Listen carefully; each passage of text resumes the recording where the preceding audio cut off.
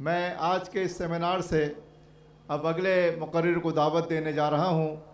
لاہور سے یہاں تشریف لائے ہیں۔ پورے عالم اسلام میں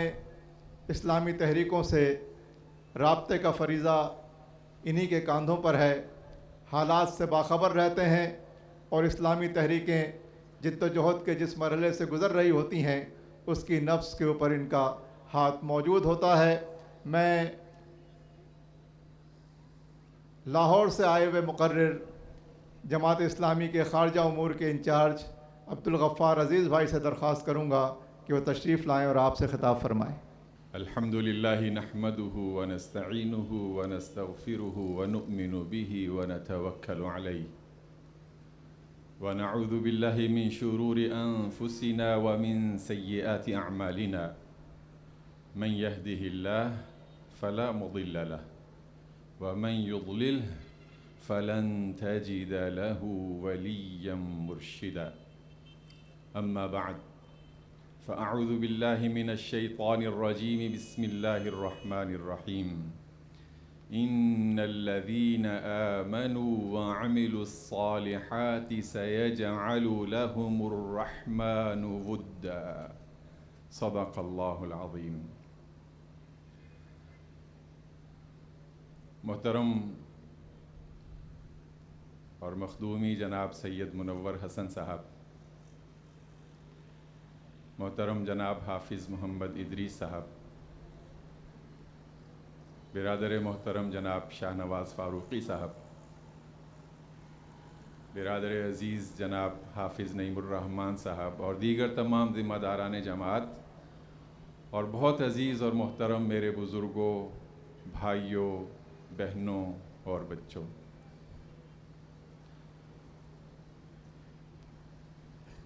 اس سے پہلے شاید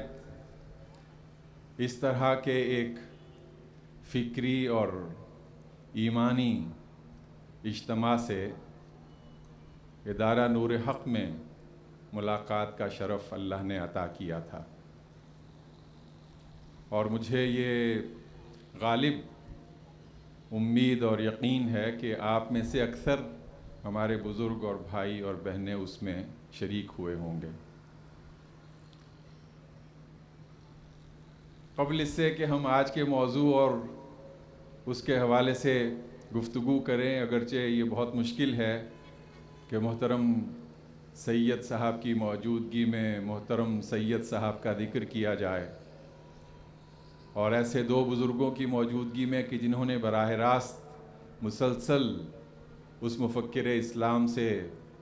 کسب فیض کیا ہو، لیکن آپ سب اور ہم سب جانتے ہیں کہ اس طرح کے اجتماعات اور ہماری اجتماعیت کا اصل مقصد وہ صرف سن لینا، بیان کر لینا یا جان لینا نہیں ہے، بلکہ اصل بنیاد وہ ایمان اور علم کے بعد عمل کی ہے۔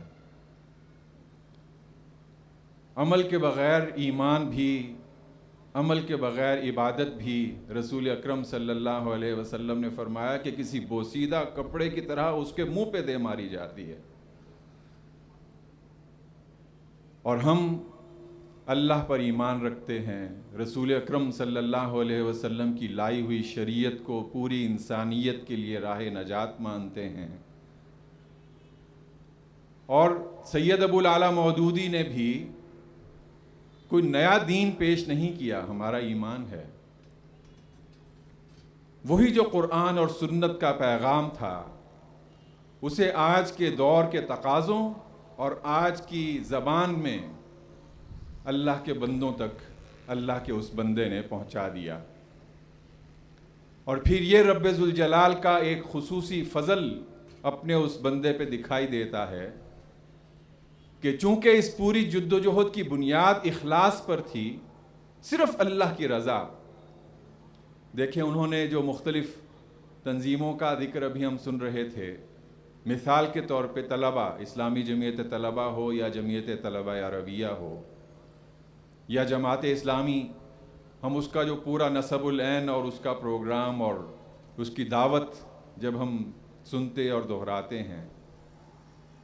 بالخصوص چونکہ ہمارا مستقبل، ہماری امید ہیں ہمارے نوجوان، ہمارے بچے، ہمارے طلباء. جو بات ان کے ذہنوں اور دلوں میں راسخ کر دی گئی سید مودودی کی اس پوری تحریک کے ذریعے سے کہ ہماری تمام تر جد و جہد کا اصل مقصد رضا الہی کا حصول ہے. اللہ راضی ہے تو پھر ہمیں دنیا کی کسی قوت کی پرواہ نہیں ہے کہ وہ ناراض ہوتی ہے تو ہوتی رہے، اور خدا نخواستہ ساری دنیا ہم سے راضی ہو جائے، رب ذوالجلال ناراض ہو، تو اس سے بڑی ناکامی اور کوئی نہیں ہو سکتی. اور یہ بھی ہم جانتے ہیں جو رسول اکرم صلی اللہ علیہ وسلم نے اپنے صحابی سے بتایا، نوجوان صحابی کو، پھر کہ احفظ اللہ یحفظک، دیکھو تم اللہ کے ساتھ اپنے عہد کی حفاظت کرو، وہ اللہ تمہاری حفاظت کرے گا. اور یہ بات جان لو کہ اگر اس کائنات کے تمام انسان اور اگلی پچھلے تمام قوتیں مل کر تمہیں وہ فیض اور خیر اور نفع پہنچانا چاہیں جو اللہ نے تمہارے لیے نہیں لکھا تو نہیں پہنچا سکتے. سب مل کر تمہیں وہ نقصان پہنچانا چاہیں جو اللہ نے نہیں لکھا تو تمہیں نہیں پہنچا سکتے. سید ابو العلا مودودی نے اسے ایمان کو دلوں میں تازہ کیا، زندہ کیا، اور چونکہ اخلاص کی بنیاد پر تھا. آغاز تو ہندوستان اور اس بر صغیر سے کیا 47 میں، اور وہ پوری مراسلت اور اس کی تاریخ کا موقع نہیں ہے. آپ جانتے ہیں جماعت اسلامی کی بنیاد 41 میں، پھر اس کے بعد ادھر ہجرت کا لفظ زبان پہ آ گیا ہے،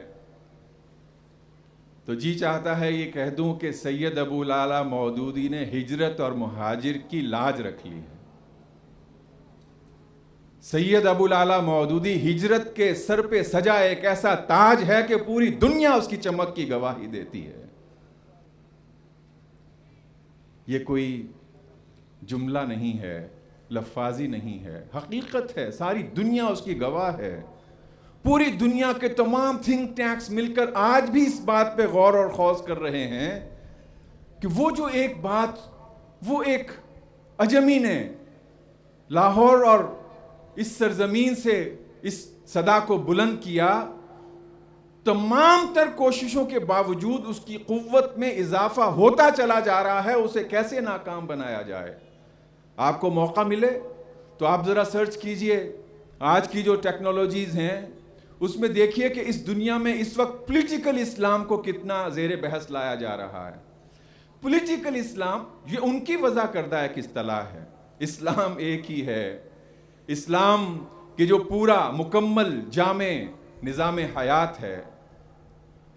اور سید ابو العلا مودودی کی کتابیں ہی اس بات کی دلیل ہیں کہ زندگی کا شاید کوئی ایسا گوشہ باقی نہیں بچا کہ جس کے لیے اللہ نے اپنے اس بندے کو توفیق نہ دی ہو کہ اسے ہماری اور آپ کی زبان کے قرآن 1440 ہجری ابھی شروع ہوا ہے. 1440 برسوں میں کتنی تفاسیر قرآن لکھی گئیں، لیکن اللہ نے جو قبولیت اپنے اس بندے کی لکھی ہوئی تفسیر قرآن کو دی ہے، آج کی دنیا میں شاید اس کی، میں بالکل کامل یقین کے ساتھ کہتا ہوں، آج کی دنیا میں اتنی قبولیت کسی اور کوشش کو نہیں ملی. مقام یقیناً سید ابو العلا مودودی سے ان کا بلند ہوگا. ائمہ کرام گزرے ہیں، پوری امت کی رہنمائی کرنے والی ہستیاں گزری ہیں، اور ان سب نے پھر صحابہ کرام سے فیض حاصل کیا ہے. ان میں مفسر قرآن اور حبر القرآن جیسے صحابہ کرام کہ جن کے پاؤں کی خاک سید مودودی کے لیے باعث افتخار قرار پاتی ہے. لیکن اگر آج کی دنیا میں دیکھیں، ابھی گزشتہ ہفتے ترکی جانے کا اتفاق ہوا، جو اس وقت کی وہاں حکمران پارٹی ہے جسٹس اینڈ ڈیولپمنٹ پارٹی، اس کے نائب صدر ہیں یاسین اقتائی، اس کے اس وقت وہ تنظیمی امور کے ذمہ دار ہیں. کہنے لگے کہ ترکی کا شاید کوئی پڑھا لکھا انسان آپ کو ایسا نہیں دکھائی دے گا کہ جو قرآن کریم کا مطالعہ کرنا چاہتا ہو اور اس کے گھر میں تفہیم القرآن کا ترکی ترجمہ نہ ہو۔ کہنے لگے کہ میں نے ابھی ایک آخری کتاب پڑھی ہے اپنی بہن حمیرہ مودودی کی شجر سایہ دار، اس کا ترکی ترجمہ میں نے پڑھا ہے۔ بڑے ایک جذب کی کیفیت میں بیان کر رہے تھے۔ کہنے لگے کہ میں سفر پہ جا رہا تھا، یہ کتاب مختصر سی کتاب ہے، مجھے ملی، مختصر سفر تھا، میں نے اپنے ساتھ رکھ لی۔ میں گاڑی میں پڑھتا رہا، جہاز میں مطالعہ کرتا رہا، ابھی شروع کی تھی کتاب، اور جب میں اپنی منزل پہ پہنچا تو صرف آخری 2-3 صفحات باقی رہ گئے تھے۔ کتاب کو چھوڑنا دل نے گوارا نہ کیا۔ میں نے جہاز سے نکل کے امیگریشن کاؤنٹر تک پہنچتے ہوئے بھی راستے میں کتاب کھول کے اس کو پڑھتا رہا، اور جب میں کاؤنٹر پہ پہنچا وہ کتاب مکمل ہو گئی، اور میں نے سامنے گھڑی پہ وقت دیکھا، اور جب وہ اس کی امیگریشن کی تاریخ اس پہ پاسپورٹ پہ لکھی جا رہی تھی، کہنے لگے کہ میں بالکل ایک سناٹے میں رہ گیا۔ این یہ وہی وقت تھا اور یہ این وہی دن تھا کہ جس دن اور جس گھڑی اللہ تعالیٰ نے اپنے اس بندے سید ابوالعلا مودودی کو اپنے پاس بلایا تھا۔ میں راستہ بھر اسی کی مجلس میں تھا، اور یہ اچانک ان سے ملاقات ختم ہوئی ہے، اور وہ دنیا سے اپنا سفر، ان کی یاد میرے دل میں تازہ ہو رہی ہے۔ وہ جو قرآن کریم کی یہ آیت ابھی ہم نے سنی کہ یقیناً جو لوگ ایمان لائے اور جنہوں نے نیک عمل کیے، اللہ تعالی رحمان وہ دلوں میں اس کے لیے محبت پیدا فرما دے گا۔ اب سید ابوالعلا مودودی، عربی جس کی مادری زبان نہیں ہے، اب ان کی لکھی ہوئی یہ کتابیں کس طرح پوری دنیا کے مسلمانوں کے لیے، ابھی حال ہی میں ایک تازہ کتاب لکھی گئی ہے، موریتانیہ کا پتہ ہے نا کہاں ہے؟ جی افریقہ میں ہے، جی بالکل افریقہ میں، وہ بالکل آخری کنارے پہ، مغربی کنارے، اس کے بعد پھر آگے سے سمندر، اور پھر اس سے اگلے کنارے پہ امریکہ شروع ہو جاتا ہے۔ وہاں کے ایک بہت بڑے اسکالر ہیں ڈاکٹر محمد مختار الشنقیطی، انہوں نے کوئی تقریباً 650 صفحات پر ایک کتاب لکھی ہے جس میں پوری مسلمان امت کی تاریخ کا جائزہ لیا گیا ہے، اور تاریخ میں بھی بالخصوص حکومت اور اقتدار اور دستور۔ کتاب کا نام ہے الازمہ الدستوریہ من الفتنة الکبری الی الربیع العربی۔ اسلامی تاریخ میں ایک دستوری بحران، فتنہ کبریٰ سے لے کے عرب بہار تک، اور اس کتاب میں وہ تقریباً تمام علماء کرام اور بزرگوں اور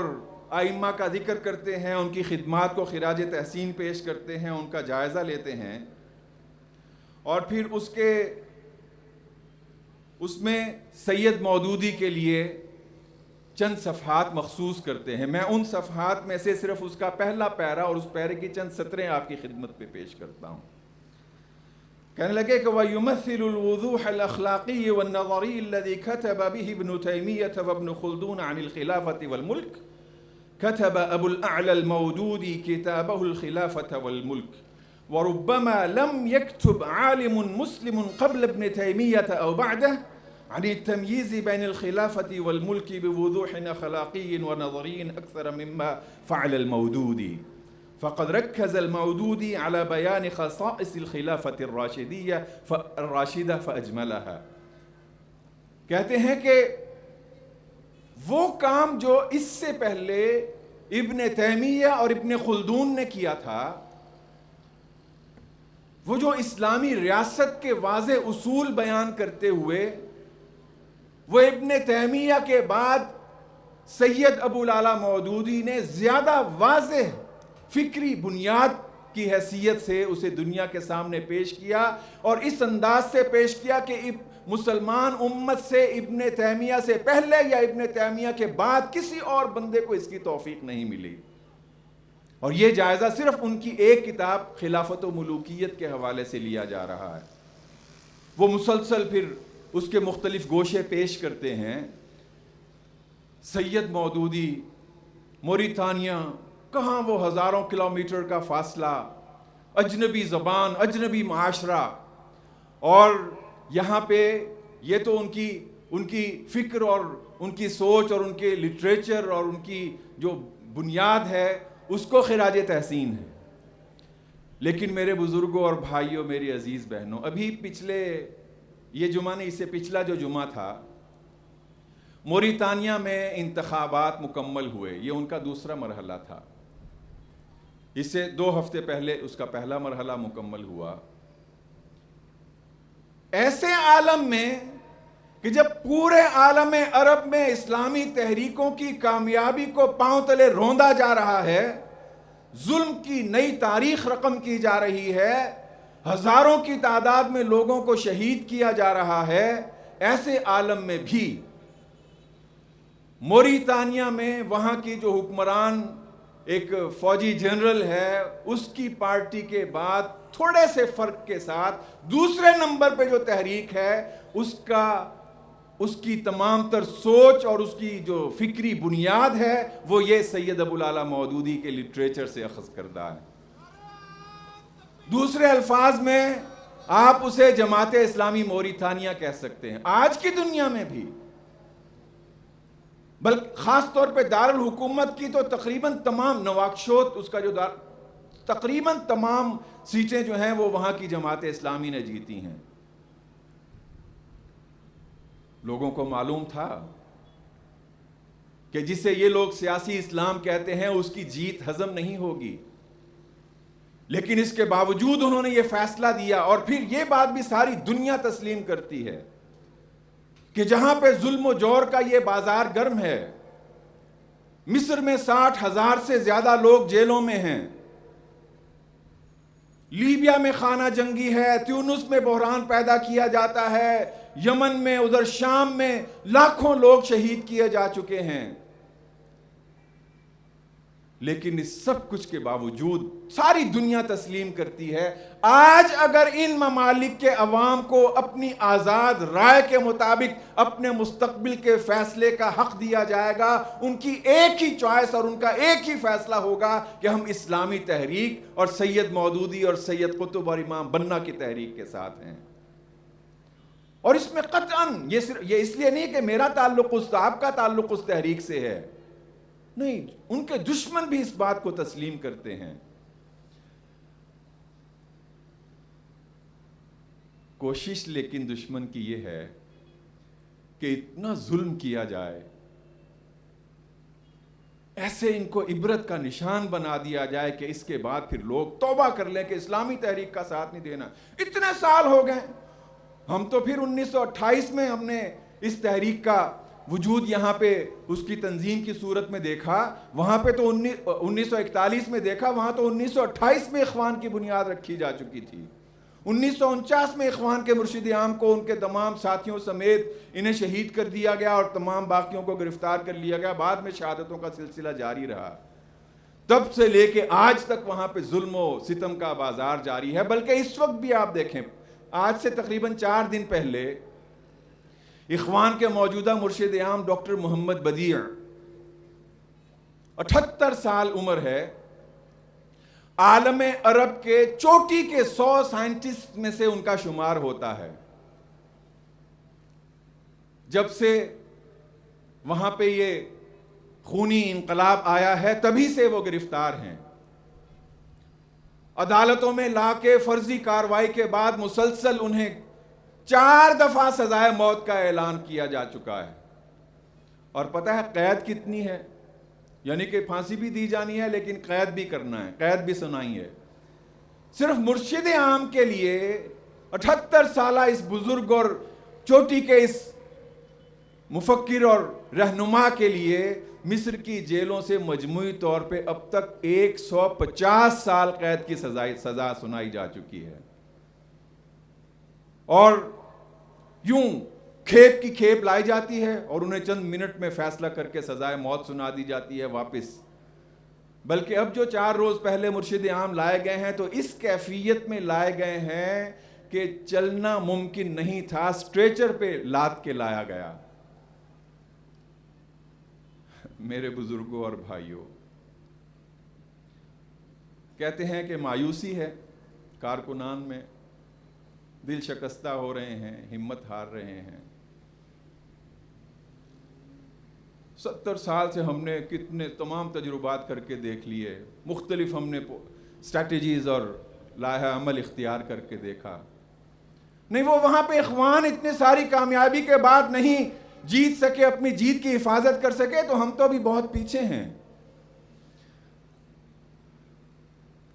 مرشد عام کی اس گرفتاری اور اس تمام سزا اور عقوبت کے عالم میں ان کا جو پیغام اپنے کارکنان کے لیے باہر آیا ہے، اس میں انہوں نے ایک واقعہ لکھا، آپ سب جانتے ہیں، ہمارے بزرگ بیان کرتے ہیں، سیرت کی کتابیں بتاتی ہیں کہ جب اذان عطا ہوئی، نماز فرض ہو چکی تھی، باوضو ہو کے رسول اکرم صلی اللہ علیہ وسلم کی امامت میں صحابہ کرام نماز ادا کر رہے تھے، تو چند صحابہ جماعت سے لیٹ پہنچے اور انہیں اس بات کا قلق تھا کہ نماز تو اب ہم پڑھ ہی لیں گے، لیکن حضور کی امامت میں نماز سے آج ہم محروم رہ گئے۔ یہ صحابہ کرام آبدیدہ ہو گئے، اچھا ان کی تو نماز رہ گئی تھی، یہ آبدیدہ ہوئے۔ لیکن ایک اور صحابی بھی اس موقع پہ بڑے رنجیدہ ہو گئے، رونے لگ گئے، حضرت عبداللہ ابن زید رضی اللہ عنہ۔ انہوں نے حضور کی امامت میں نماز پڑھی تھی، وہ اس بات پر رنجیدہ تھے کہ یہ میرے بھائی ہیں، میرے ساتھی ہیں، اور اپنے نبی کی امامت میں نماز سے محروم ہو گئے ہیں۔ کیا ایسا طریقہ ہو کہ ان لوگوں کو بھی اطلاع ہو جایا کرے کہ اب نماز کا وقت ہو گیا ہے اور یہ نماز کے لیے آ جائیں۔ اور آپ جانتے ہیں سیرت کی کتابوں میں تفصیل سے بتایا گیا کہ رات کو حضرت عبداللہ ابن زید کو خواب میں آیا، وہ ساری تفصیل سے واقعہ آپ جانتے ہیں، جو بھی تجاویز آئیں، خواب آیا اور اس میں اذان کے کلمات سکھا دیے گئے۔ اگلے صبح حضور کی خدمت میں حاضر ہوئے، بتایا کہ وہ اذان میں نے یہ واقعہ ہوا، یہ مجھے کلمات سکھائے گئے، ابھی یہ بیان کر رہے ہیں حضرت سے حضرت عمر فاروق، لو کان بعدی نبی لکان عمر، میرے بعد کوئی نبی ہوتا تو عمر ہوتے رضی اللہ عنہ، وہ بھی آ گئے۔ مرشد عام نے یہ واقعہ بیان کرتے ہوئے کہا کہ دیکھیں اگر اللہ تعالیٰ انہیں اللہ کو منظور ہوتا تو حضرت عمر فاروق پہلے آ جاتے، انہیں بھی خواب میں یہ اذان کے الفاظ دکھائے گئے تھے، لیکن انسانیت کو، مسلمان امت کو یہ پتا چلنا تھا کہ عمر فاروق کو یہ خواب آیا، انہوں نے آ کے بیان کیا، اور پھر بعد میں حضرت عبداللہ ابن زید ایک غلام کے۔ لیکن چونکہ دل میں قلق اتنا تھا کہ یہ حضور کی امامت میں نماز ادا کرنے کا پیغام ان میرے بھائیوں تک نہیں پہنچ سکا، رونے لگ گئے، اور اللہ نے یہ شرف ان کے نصیب میں لکھا کہ اذان پھر قیامت تک جہاں پوری دنیا میں بلند ہوگی، اس میں سے ایک اجر مکمل کا مکمل وہ ان صحابی کو بھی دیا جائے گا، دیا جاتا رہے گا۔ مرشد عام نے اس عالم میں کہ جب یہ جور و قتل اور غارت وہاں پہ جاری ہے، انہوں نے کہا، بلکہ ایک اور بہت خوبصورت جملہ اسی پیغام میں ہے، کہنے لگے کہ جو میرے بھائی اور جو میری بہنیں وہ اپنے اوپر ہونے والے ظلم اور ستم کا مقدمہ اللہ کی عدالت میں درج کروا دیتے ہیں، تو وہ پھر اپنے اوپر ظلم کرنے والوں سے کوئی شکوہ نہیں کیا کرتے۔ جب اللہ کی عدالت میں مقدمہ ہے تو رب جانے اور وہ جانے۔ ہمارا اصل، ہماری فکر مندی یہ ہونا چاہیے کہ وہ میرے بھائی ہیں، ان تک یہ میرے دین کا پیغام نہیں پہنچا ہے، میرے ساتھی ہیں، حضور کی امامت سے محروم رہ گئے ہیں۔ میں عرض کر رہا تھا کہ نور حق میں ملاقات ہوئی تھی، اور میں اب ہاتھ کھڑے کروانے لگا ہوں۔ جو وہاں موجود تھے انہیں تو معلوم ہو چکا ہوگا میں کیا پوچھنے والا ہوں۔ اس میں میرا خیال ہے کہ ہم نے حضور صلی اللہ علیہ وسلم کی سیرت کا مطالعہ کرتے ہوئے چند فیصلے کیے تھے، وعدہ کیا تھے اپنے اللہ سے، جی یاد ہیں؟ چلیں جنہیں یاد ہے کم از کم اور وہ وہاں موجود تھے. اچھا یاد بھی نہیں رہا, یا نعرہ تکبیر جو یہاں سے تھوڑا سا ہلکا سا ہم نے سنا اسی کی طرح وہ ہمیں ہاتھ دکھائی نہیں دے رہے. اللہ برکت دے آپ کو. لیکن میں عرض یہ کر رہا ہوں, ہم نے چند چھوٹے چھوٹے اعمال کے لیے دوبارہ تجدید نیت کی تھی کہ آئندہ ہم نے انشاءاللہ اس بات کا ضرور اہتمام کیا کرنا ہے کہ اپنے نبی کے فرمان اور اپنے نبی کی بشارتوں کی روشنی میں وہ حضرت اسامہ اور وہ جو مختلف واقعات اور احادیث کی روشنی میں ہم نے انشاءاللہ جماعت اسلامی کے کارکن نے اس بات کی کوشش کیا کرنا ہے کہ وہ ہمیشہ باوضو رہیں. یاد ہے؟ نہیں یاد ہے؟ اسی طرح ہم نے چند اور اسی طرح کی آسان جہاں سے آغاز ہوتا ہے, وہ جس طرح ہر انسان کو ضرورت ہے, فتح کے بعد بھی اللہ تعالیٰ کی طرف سے حکم ہوتا ہے فَسَبِّحْ بِحَمْدِ رَبِّكَ وَاسْتَغْفِرْهُ. اب مزید اپنے اللہ کی تسبیح بیان کرو. اور اس موقع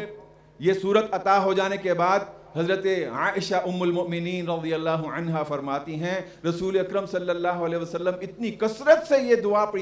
یہ تسبیحات کیا کرتے تھے, سبحان اللہ و بحمدہ استغفر اللہ و اتوب الیہ. اس کثرت سے یہ الفاظ دہراتے تھے کہ میں نے ایک بار پوچھا یا رسول اللہ صلی اللہ علیہ وسلم آپ اتنی کثرت سے, فرمانے لگے کہ مجھے حکم ہوا ہے اس صورت کے ذریعے سے, اس لیے میں اس کا خصوصی اہتمام کرتا ہوں. وہ جو اصل مقصد اقامت دین, وہ جو مکمل نظام حیات, وہ جو ساری دنیا کو اس بھولا بسرا پیغام سید مودودی اور سید قطب اور اخوان کی اس پوری قیادت اور اسلامی تحریک نے یاد دلایا, یقیناً وہی مکمل ہدف ہے. لیکن آغاز تو وہ پہلے بھی شاید میں نے آپ سے ذکر کیا تھا, فلسطین غزہ میں اللہ نے آپ کی نمائندگی کرتے ہوئے جانے کا شرف عطا کیا. تو غزہ کی دیواروں میں, اور غزہ آپ کو کیا معلوم کہ غزہ کیا ہے؟ غزہ وما ادراک ما غزہ, غزہ کیا ہے؟ غزہ ان اہل ایمان کی سرزمین ہے کہ گزشتہ 12 سال سے جن کی تمام تر علاقے کو محصور کر کے زندگی ان سے اس کا حق چھینا جا رہا ہے. مطالبہ اور شرط صرف یہ ہے کہ تم اسلامی تحریک کا ساتھ چھوڑ دو,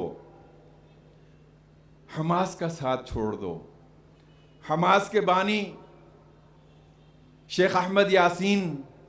وہ اپنی ایک گفتگو میں فرما رہے تھے سید مودودی کا ذکر کرتے ہوئے کہ الامام ابو الاعلی المودودی قد تربینا علی کتبہ وترعترعنا فی فکرتہ.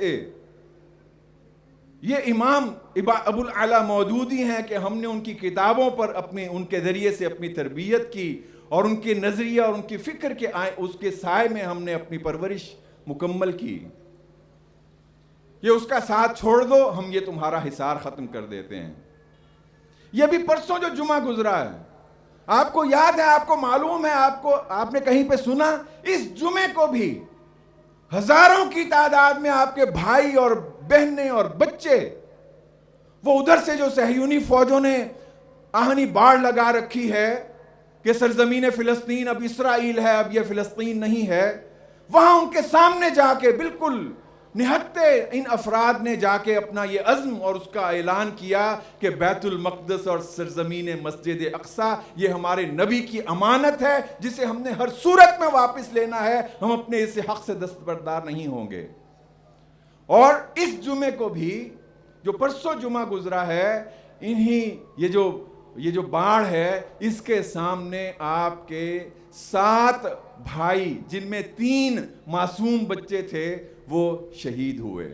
یہ جو 7 شہید ہوئے ان میں سے ایک 12 سال کا بچہ تھا. 12 سال کی عمر میں اس نے قرآن کریم مکمل حفظ کیا ہوا تھا. 12 سال کی عمر میں یہ اسکول جا کے تعلیم حاصل کر رہا تھا, اور اپنی دنیا میں آمد ہی اس نے جنگ کے سائے میں زندگی کا آغاز کیا, اور اس جمعے کو شہادت کا تاج پہن کر اپنے اللہ کے حضور چلا گیا. میرے بزرگوں اور بھائیوں، وہ 60,000 جو جیلوں میں ہر ظلم برداشت کر رہے ہیں، یہ غزہ میں 12 سال سے جو محروم ہیں، ہر جمعے اور ہر روز ان میں سے کوئی نہ کوئی وہ اپنی جان آفرین کے سپرد کرتا ہے۔ میرے بزرگوں اور بھائیوں، ان میں سے کسی کے قریب بھی مایوسی نہیں پھٹکی۔ میرے اور آپ کے جو ہم اس عافیت کے ساتھ اس سرزمین پاک اور پاک سرزمین پر موجود ہیں، ہمیں کیوں آخر پریشان کرتی ہے یہ مایوسی؟ وہ جو مرشد عام نے کہا، میری اصل فکر مندی یہ ہونا چاہیے کہ وہ جو میرے بھائی میرا پیغام ابھی تک نہیں حاصل کر سکیں۔ محترم سید منور حسن صاحب کی قیادت میں جماعت کا ایک وفد جب گیا وہاں پہ حسنی مبارک کے اقتدار کے خاتمے کے بعد، تو مرشد عام نے تفصیلی ملاقات میں ساری تفصیل بتائی۔ کہنے لگے کہ اب اس وقت تک مصر، جس کی اس وقت آبادی 80 ملین تھی، 8 کروڑ، اس میں ہم اپنا پیغام جتنے لوگوں تک پہنچا چکے ہیں یا سکے ہیں، اخوان کے ارکان اور امیدواران رکنیت کی تعداد اس وقت تک ہم صرف 20 لاکھ تک پہنچا سکیں، اور ہم یہ سمجھتے ہیں کہ 8 کروڑ کی اس آبادی تک ہمارا پیغام نہیں پہنچ سکا۔ ہم جیلوں میں تھے، ہم مسلسل تشدد اور ظلم و ستم کا سامنا کر رہے تھے، اس لیے ہم اپنی بات اپنی قوم تک نہیں پہنچا سکے۔ ہم آئندہ پورے عرصے کے لیے یہ پلاننگ کر رہے ہیں کہ ہماری اصل توجہ وہ ان لوگوں تک، اپنے بھائیوں تک، اپنی قوم تک اپنا اصل اسلامی تحریک کا سبق پہنچانا ہے۔ پھر اس کے بعد ہم دیکھیں گے کہ میرے بزرگوں اور بھائیوں، ظلم اور ستم یہ صرف مصر اور شام اور فلسطین یہاں پہ نہیں ہے، وہ ادھر بنگلہ دیش میں دیکھ لیجئے، ہمارے وہ فرشتہ صفت انسان شہید کر دیے گئے، پھانسیوں پہ جھول گئے، ان کے امیر بھی سید ابو الاعلیٰ مودودی تھے۔ یہی ہمارا مشرقی بازو تھا۔ اسی اسلامی جمہوریہ پاکستان کی حفاظت کرتے ہوئے 1971 میں انہوں نے تمام تر قربانیاں پیش کیں۔ آج تک وہ اس جرم کی پاداش میں ہر ظلم مسکراتے ہوئے سہ رہے ہیں۔ اور وہ آپ نے پڑھا ہوگا نا خط جو اور ملاقات کا ذکر، جو مطیع الرحمن نظامی شہید، اگلی صبح ان کی پھانسی تھی، آج مغرب کے وقت ان کے اہل خانہ اور سب بچے اور معصوم اور بیٹے اور بیٹیاں ملنے کے لیے گئے ہیں، دنیا سے رخصت ہو رہے ہیں، سب صبح فجر سے پہلے پھانسی لگا دیا جانا ہے۔ بیٹے سے اور گھر والوں سے مشورہ کر رہے ہیں کہ صبح ملاقات کے لیے جانا ہے تو بتاؤ ذرا صبح کون سا لباس پہن کے جاؤں۔ بچے بتاتے ہیں کہ وہ جو فلاں کرتا ہے اور جو فلاں پاجامہ ہے وہ ٹھیک رہے گا، آپ وہ پہن کے جائیے۔ وہ بچے کو کہتے ہیں اچھا تم نے میری نماز جنازہ پڑھانا ہے اور تم نے نماز جنازہ کے وقت یہ اس طرح لباس پہنا، یہ کوئی ولیمے کا کسی شادی کی تقریب کا ذکر ہو رہا ہے؟ لیکن یہ سید ابو الاعلیٰ مودودی کے تیار کردہ وہ فرشتہ صفت انسان ہے کہ زندگی کی قیمت یہ ہے کہ اللہ کے دین کو سربلند کرنے کے لیے ہر قربانی سے گزر جایا جائے کہ تاکہ اللہ کی رضا حاصل ہو جائے۔ ساری مسلم دنیا میں آپ کو اس طرح کی عملی تصاویر، عملی مناظر دکھائی دیتے ہیں، اور ان تمام تر ظلم و ستم کے باوجود آپ دیکھیے بنگلہ دیش میں اب بھی ہندوستان کا وزیر اعظم کہتا ہے ہمارے لیے اصل خطرہ وہاں کی جماعت اسلامی ہے۔ ہندوستان کے وزیر اعظم کے مطابق کہ ہماری جو تمام سائنٹیفک رپورٹس ہیں اس کے مطابق اب بھی بنگلہ دیش میں جماعت اسلامی کے لیے 25% پاپولرٹی اور ان کی تائید پائی جاتی ہے۔ اور آج کا منظر اگر آپ دیکھیں تو حسینہ صرف جماعت ہی پہ نہیں، جماعت اسلامی کے ساتھ اتحاد کرنے والوں پر بھی۔ ابھی جو ایک تازہ رپورٹ وہاں سے آئی، بی این پی جو خالدہ ضیاء کی پارٹی ہے، وہ کہتے ہیں کہ مختلف اطراف سے ہم پر یہ دباؤ ہے کہ جماعت اسلامی کو الگ کر دیا جائے، جماعت اسلامی قابل قبول نہیں ہے۔ کہتے ہیں جو مختلف ذرائع سے جو پریشر ہم پہ ڈالا جا رہا ہے ان میں سے ایک یہ ہے، صرف یہ 1 ستمبر سے لے کے 25 ستمبر کو یہ انہوں نے رپورٹ جاری کی، 1 ستمبر سے لے کے 25 ستمبر تک ہمارے کارکنان کے خلاف 3 لاکھ نئے مقدمات قائم کیے گئے. لیکن یمکرون ویمکر اللہ یریدون لیطفئوا نور اللہ بافواہہم یأبی اللہ الا ان یتم نورہ واللہ متم نورہ. اور یہی ہمارا ایمان ہے، اور یہی یہ تمام ہمارے بھائی اور ہمارے ساتھی جو مختلف ممالک سے کہیں پہ کامیابیوں کے زینے طے کرتے ہوئے اور کہیں پہ آزمائشوں کی بھٹی سے نکلتے ہوئے وہ اسی منزل کی طرف آگے بڑھ رہے ہیں. میرے بزرگوں اور بھائیوں، غیب کا علم صرف رب ذوالجلال کے علاوہ کوئی نہیں جانتا. لیکن آپ اس دنیا کا یہ موجودہ سارا نقشہ دیکھیں، جس طرح مسلمان امت کو مزید تقسیم در تقسیم کیا جا رہا ہے. اب ہم ایک مسلمان امت کے طور پہ نہیں اپنے آپ کو منواتے، ہم اپنے آپ کو کہیں پہ کسی مسلکی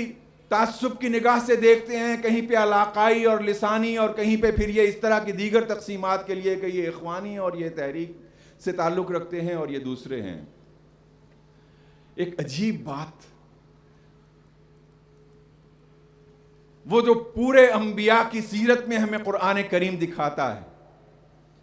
جس ہستی نے بھی اللہ کے دین کی طرف اخلاص کے ساتھ پکارا، وہ جو ابھی ہم سن رہے تھے، اپنی ذات کی طرف نہیں، اللہ کے دین کی طرف، صرف اس کے کلمے کو بلند کرنے کے لیے، قوم نے ان پر ظلم ڈھائے، ان پر مختلف الزامات لگائے، مختلف تہمتیں لگائیں. سید ابو العلا مودودی کو بھی ہمارے دونوں بزرگ عینی شاہد ہیں. کس مشکل، وہ صرف پھانسی کی سزا اور وہ اس کا ذکر نہیں کر رہا، وہ خود پاکستان کے علماء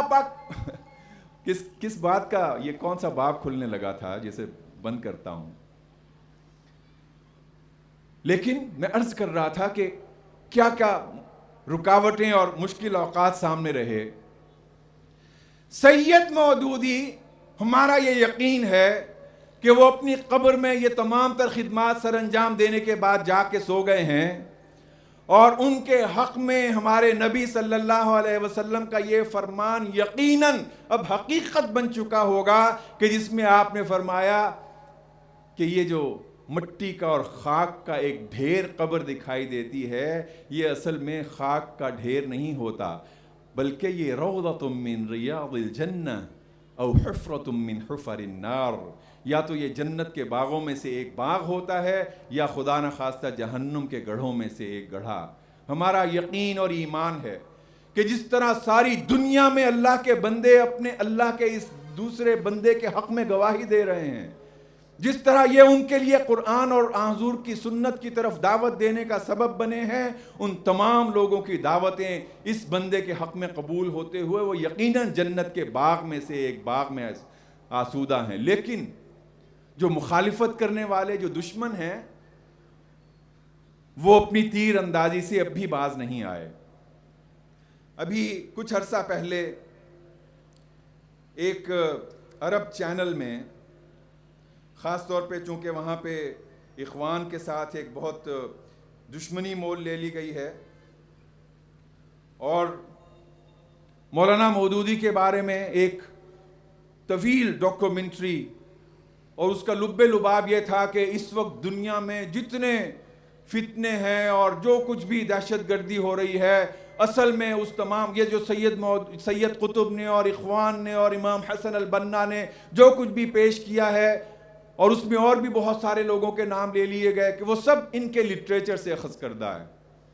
اور اس ڈاکومنٹری کے ذریعے سے بہت زہر اگلا گیا. لیکن وہ جہاں سے ہم نے گفتگو کا آغاز کیا تھا، اسی پہ ہم اپنی بات کا اختتام کرنے کی کوشش کرتے ہیں. ادھر یہ ڈاکومنٹری جاری ہوئی، اور ادھر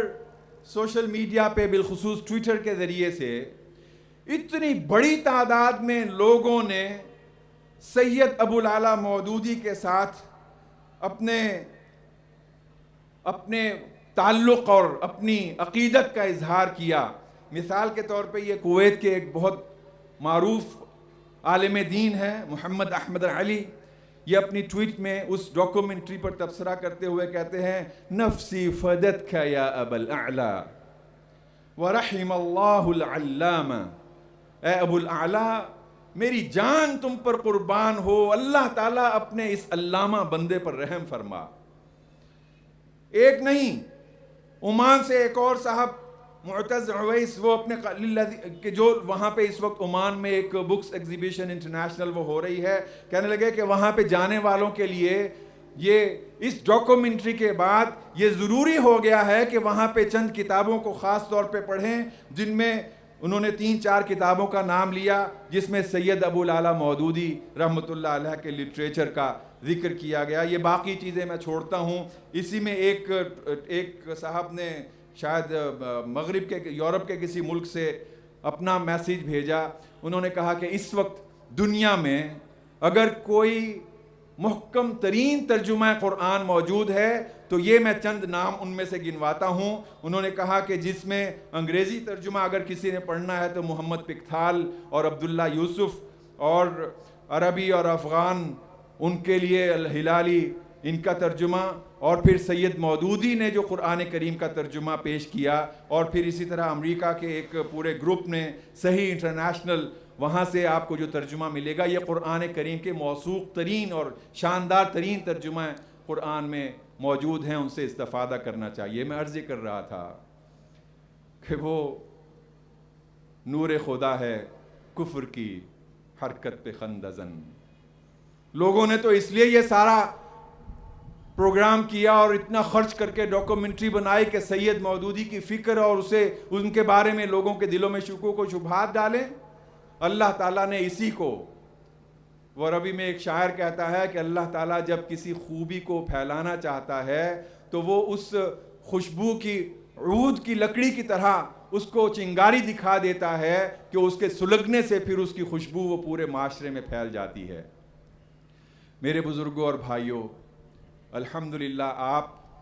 اور یہ میں کوئی مبالغہ نہیں کر رہا ہوں، آپ اس شاندار شہر کراچی کی شان ہیں، اور شہر کراچی پاکستان کی شان ہے. اہل کراچی کو اللہ تعالیٰ نے جو صفات دی ہیں، میں اپنے بزرگوں سے بھی اگر آپ کے سامنے گواہی لینا چاہوں تو میری اس بات سے اتفاق کریں گے، وہ بہت ساری کوالٹیز، وہ بہت ساری صفات جو اللہ نے آپ لوگوں کو دی ہیں، وہ شاید پاکستان کے کسی اور کونے میں آپ کو نہ ملیں. آپ ہی نے افغانی صاحب اور نعمت اللہ خان صاحب کی صورت میں پورے پاکستانی قوم کو دکھایا کہ ایک ایماندار قیادت کس طرح پورے شہر کا نقشہ بدل سکتی ہے. اور اب یہ جو آئندہ مراحل ہیں، میں عرض یہ کر رہا تھا غیب کا علم صرف رب ذوالجلال کو ہے، لیکن میں ان تمام جو اس وقت لکھے گئے مختلف پیپرز ہیں، جس میں تحریک سے تعلق رکھنے والے لوگ بھی ہیں اور غیر تحریکی لوگ بھی ہیں، میں ان تمام ریسرچ پیپرز اور ان کی تمام تحقیق اور اس کے نچوڑ کے طور پہ آپ سے عرض کرتا ہوں، ان کے مطابق بھی، اور پہلے شاید کسی نشست میں آپ سے ذکر کیا ہوگا وہ جو شیخ احمد یاسین نے اپنی بات کہی تھی، ان تمام مطالعوں کی روشنی میں یہ جو آئندہ آنے والی صدی ہے، آئندہ آنے والا جو عشرہ ہے، یہ پوری اسلامی امت کے لیے ایک تاریخی عشرہ شروع ہو رہا ہے، ایک اہم موڑ ہے.